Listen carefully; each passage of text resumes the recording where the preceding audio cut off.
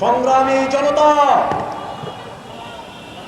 জনগণের ভোটে নির্বাচিত হয়ে সরকার গঠন করা বৈধ,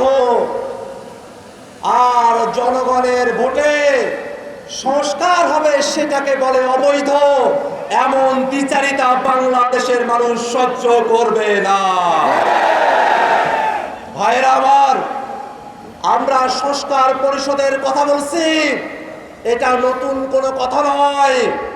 ঐক্যমত্য কমিশনে ৩০টির উপরে রাজনৈতিক দল একমত হয়ে সকলে এক কথা বলে সংবিধানের টেকসই পরিবর্তনের জন্য, সংস্কার সাধনের জন্য, সংস্কারকে টেকসই করার জন্য সংশোধনী নয়, সংবিধান সংস্কার পরিষদের বিষয়ে সকল রাজনৈতিক দল আমরা একমত হয়েছিলাম।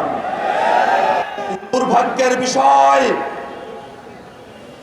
ভোটের আগে পর্যন্ত তারা ফরমালি গণভোটের বিপক্ষে বলে নাই, কিন্তু ভোটের পরে টু-থার্ড মেজরিটি পাওয়ার কারণে তারা জনগণের রায়কে বিভ্রান্তি দেখানোর সাহস করছে।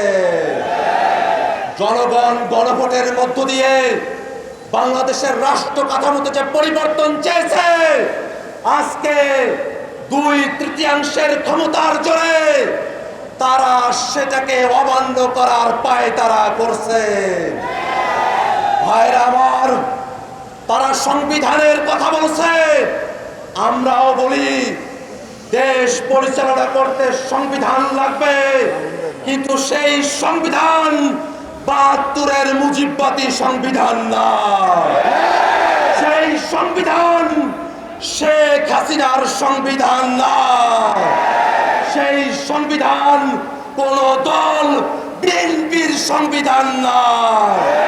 দেশ পরিচালনার জন্য সংবিধান লাগবে, সেই সংবিধান হতে হবে জনগণের সংবিধান, আর সেই সংবিধানে জনগণের কথাগুলো থাকবে, তার অন্যথা আমরা হতে দেব না। আমরা তো বুঝি আপনারা সংস্কার চান না, গণভোট চান না, তার পেছনের কারণ হলো আপনারা বাংলাদেশের রাষ্ট্র ক্ষমতাকে, বাংলাদেশের সাংবিধানিক প্রতিষ্ঠানগুলোকে এক ব্যক্তির করায়ত্ত করে রাখতে চান। গণভোট মেনে নিলে সাংবিধানিক প্রতিষ্ঠানগুলোতে নিয়োগ স্বচ্ছ হবে, আপনাদের কর্তৃত্ব এককভাবে থাকবে না, সে কারণে আপনারা গণভোট চান না।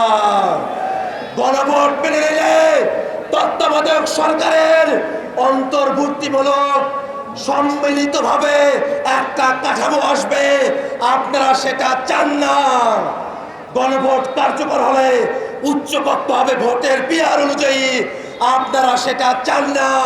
আপনারা মৌলিক কাঠামোর পরিবর্তন চান না, এ কারণে এই গণভোট চান না। আমরা বলতে চাই, সংসদে আপনাদের সংখ্যাগরিষ্ঠতা থাকতে পারে, কিন্তু বাংলাদেশের জনগণ ৭০% সংখ্যাগরিষ্ঠতা নিয়ে রাজপথে আছে।